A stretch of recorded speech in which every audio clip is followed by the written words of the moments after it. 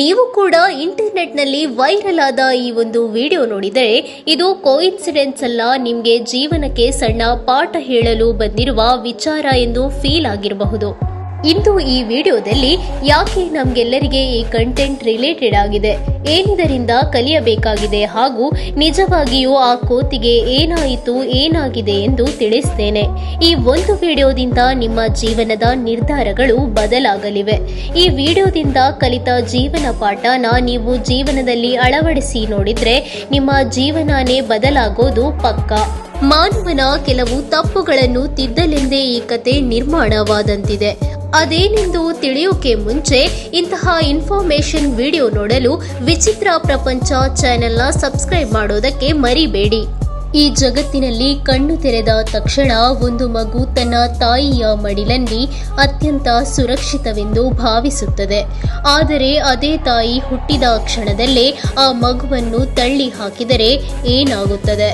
ಒಮ್ಮೆ ಕಲ್ಪನೆ ಮಾಡಿ, ನಿಮ್ಮ ಸ್ವಂತದವರೇ ನಿಮ್ಮನ್ನು ತಳ್ಳಿ ಹಾಕುವ ಸ್ಥಳ, ನಿಮ್ಮನ್ನು ಅಪ್ಪಿಕೊಳ್ಳಲು ಯಾರೂ ಇಲ್ಲದ ಪರಿಸ್ಥಿತಿ. ಅಂತಹ ಸಂದರ್ಭದಲ್ಲಿ ಜೀವವಿಲ್ಲದ ಹತ್ತಿಯಿಂದ ತುಂಬಿದ ಒಂದು ಆಟಿಕೆ ನಿಮ್ಮ ಸಂಪೂರ್ಣ ಜಗತ್ತಾಗಿ ಬಿಟ್ಟರೆ ಹೇಗಿರುತ್ತದೆ ಎಂದು. ಇದೊಂದು ಝೂ ಇಂದ ಆರಂಭವಾಗಿ ಮಾನವೀಯತೆ, ಪ್ರಕೃತಿಯ ಕ್ರೂರ ನಿಯಮಗಳು ಮತ್ತು ನಮ್ಮ ಸಂವೇದನೆಗಳ ಮೇಲೆ ಒಂದು ದೊಡ್ಡ ಪ್ರಶ್ನಾರ್ಥಕ ಚಿಹ್ನೆ ಹಾಕಿದ ಕಥೆಯಾಗಿದೆ. ಇದು ಜಪಾನ್ನ ಪಂಚ್ ಎಂಬ ಒಂದು ಚಿಕ್ಕ ಕೋತಿಯ ಕತೆ.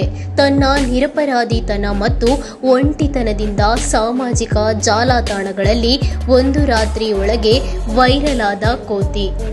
ಕಳೆದ ವರ್ಷ ಜುಲೈ ತಿಂಗಳ ಒಂದು ದಿನ ಜಪಾನ್ನ ಝೂ ಚಿರತೆಗಾರದ ಸಿಬ್ಬಂದಿಗೆ ಒಂದು ಆತಂಕಕಾರಿ ಮಾಹಿತಿ ದೊರೆಯುತ್ತದೆ.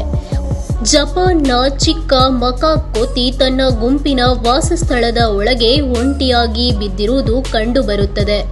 ನಂತರ ಇದಕ್ಕೆ ಪಂಚ್ ಎಂದು ಹೆಸರಿಡಲಾಗುತ್ತದೆ.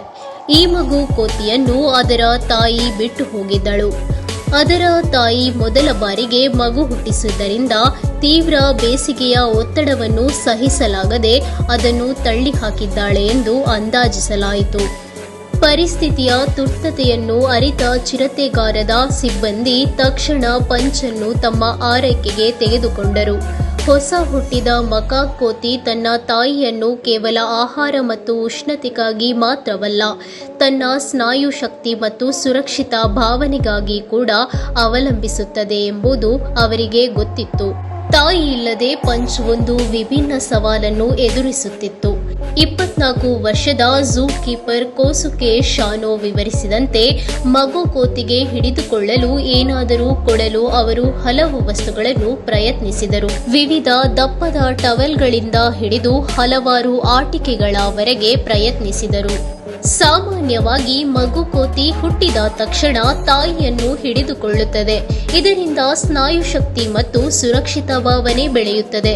ಆದರೆ ಪಂಚ್ಗೆ ಹಿಡಿಯಲು ಏನೂ ಇರಲಿಲ್ಲ. ಝೂ ಕೀಪರ್ ಹೇಳಿದಂತೆ, ನಾವು ಹಲವು ಆಯ್ಕೆಗಳನ್ನು ಪ್ರಯತ್ನಿಸಿದ್ದೇವೆ. ವಿವಿಧ ದಪ್ಪದ ಟವೆಲ್ಗಳನ್ನು ಸುತ್ತಿಕೊಟ್ಟೆವು, ವಿವಿಧ ಆಟಿಕೆಗಳನ್ನು ಹಿಡಿಯಲು ಕೊಟ್ಟೆವು. ಆದರೆ ಗಮನವಿಟ್ಟು ನೋಡಿದ ನಂತರ ತಂಡವು ಒಂದು ವಿಶೇಷ ಆಟಿಕೆಯನ್ನು ಕಂಡುಹಿಡಿದರು. ಅದು ಐಕ್ಯಾದ ಒರಾಂಗ್ ಉಟಾನ್ ಆಟಿಕೆಯಾಗಿತ್ತು. ಈ ಆಟಿಕೆಯು ಮೃದುವಾಗಿದ್ದು ಉದ್ದವಾದ ಕೂದಲು ಇತ್ತು, ಸುಲಭವಾಗಿ ಹಿಡಿಯಲು ಅವಕಾಶ ಕೂಡ ಇತ್ತು ಮತ್ತು ಮುಖ್ಯವಾಗಿ ಅದು ಕೋತಿಯಂತೆ ಕಾಣುತ್ತಿತ್ತು. ಈ ಆಟಿಕೆ ಕೋತಿಯಂತೆ ಕಾಣುವುದರಿಂದ ಪಂಚ್ ಮತ್ತೆ ತನ್ನ ಗುಂಪಿನಲ್ಲಿ ಸೇರಲು ಸಹಾಯ ಮಾಡಬಹುದು ಎಂದು ಅವರು ಭಾವಿಸಿದರು. ಆ ಆಟಿಕೆಯನ್ನು ಪಡೆದ ನಂತರ ಪಂಚ್ ಚಿರತೆಗಾರದಲ್ಲಿ ಪರಿಚಿತ ದೃಶ್ಯವಾಗಿ ಬಿಟ್ಟಿತು. ಹಾಗೆಯೇ ಪಂಚ್ನಲ್ಲಿ ಚಿರತೆಗಾರದ ಸಿಬ್ಬಂದಿ ಒಂದು ಭಾವನಾತ್ಮಕ ಬದಲಾವಣೆಯನ್ನು ಗಮನಿಸಿದರು. ಪಂಚ್ ನಿಧಾನವಾಗಿ ಆಟಿಕೆಯನ್ನು ಕಡಿಮೆ ಬಳಸಲು ಆರಂಭಿಸಿತು. ಹಾಗೆಯೇ ಪಂಚ್ ಬೇರೆ ಕೋತಿಗಳ ಜೊತೆಗೆ ಹೆಚ್ಚು ಸಮಯ ಕಳೆಯಲು ಪ್ರಯತ್ನಿಸುತ್ತಿತ್ತು. ಅಂತೆಯೇ ಪಂಚ್ ಮೇಲೆ ಇತರ ಕೋತಿಗಳು ಕಿರುಕುಳ ನೀಡುತ್ತಿರುವ ವಿಡಿಯೋಗಳು ವೈರಲ್ ಆದ ನಂತರ ಜನರು ಅವನ ಕಥೆಯೊಂದಿಗೆ ಇನ್ನಷ್ಟು ಭಾವನಾತ್ಮಕವಾಗಿ ಜೋಡಿಕೊಂಡರು. ಮೊದಲನೇದಾಗಿ ನೋಡುವುದಾದರೆ ಪ್ರತಿಯೊಬ್ಬ ಜೀವಿಗೂ ಯಾರಾದರೂ ಒಬ್ಬರು ಅಥವಾ ಯಾವುದಾದರೂ ಒಂದು ಆಶ್ರಯ ಅಗತ್ಯವಿದೆ ಎಂಬ ಸತ್ಯವನ್ನು ಈ ಕತೆ ತೋರಿಸುತ್ತದೆ. ಎರಡನೆಯದಾಗಿ ಪ್ರೀತಿ ಎಂದರೆ ಕೇವಲ ರಕ್ತ ಸಂಬಂಧವಲ್ಲ, ಅದು ಕಾಳಜಿ ಮತ್ತು ಉಪಸ್ಥಿತಿ. ನೋವು ಮತ್ತು ತಳ್ಳಿ ಹಾಕಲ್ಪಟ್ಟ ಅನುಭವವು ವ್ಯಕ್ತಿಯನ್ನು ಭಾವನಾತ್ಮಕವಾಗಿ ಒಂದು ಆಶ್ರಯದ ಮೇಲೆ ಅವಲಂಬಿತವಾಗಿಸುತ್ತದೆ. ಇದು ದುರ್ಬಲತೆಯಲ್ಲ, ಬದುಕಲು ಮಾಡುವ ಸಹಜ ಪ್ರಯತ್ನ. ಒಂಟಿತನದ ಸಂದರ್ಭಗಳಲ್ಲಿ ನಾವು ಯಾರಾದರೂ ಮನಸ್ಸಿಗೆ ಶಾಂತಿ ನೀಡುವವರನ್ನು ಹುಡುಕುತ್ತೇವೆ. ಇನ್ನೊಂದು ನೋಡುವುದಾದರೆ ಬೆಳವಣಿಗೆಗೆ ಆರಾಮ ಮತ್ತು ಸವಾಲು ಎರಡೂ ಬೇಕು.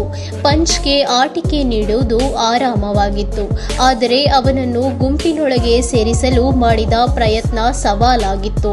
ಕೇವಲ ಆರಾಮ ಇದ್ದರೆ ಬೆಳವಣಿಗೆ ಇಲ್ಲ, ಕೇವಲ ನೋವು ಇದ್ದರೆ ಮನಸ್ಸು ಮುರಿಯುತ್ತದೆ. ಸಮತೋಲನವೇ ವ್ಯಕ್ತಿತ್ವವನ್ನು ಉತ್ತಮಗೊಳಿಸುತ್ತದೆ. ಹಾಗೆಯೇ ದುರ್ಬಲವಾಗಿರುವವರು ನಾಳೆ ಬಲಿಷ್ಠವಾಗಬಹುದು ಎಂದು ಪಂಚ್ನ ಉದಾಹರಣೆಯಲ್ಲಿ ನೋಡಬಹುದಾಗಿದೆ. ಸಣ್ಣ ಸಹಾಯವು ದೊಡ್ಡ ಬದಲಾವಣೆಯನ್ನು ತರಬಹುದಾಗಿದೆ. ಒಂದು ಸರಳ ಆಟಿಕೆ ಪಂಚ್ನ ಜೀವನವನ್ನು ಉಳಿಸಿತು. ಮಾನವನ ಜೀವನದಲ್ಲಿಯೂ ಒಂದು ಮಾತು, ಒಂದು ಪ್ರೋತ್ಸಾಹ, ಒಂದು ಅವಕಾಶ ನಮ್ಮ ದಿಕ್ಕನ್ನು ಬದಲಿಸಬಹುದು.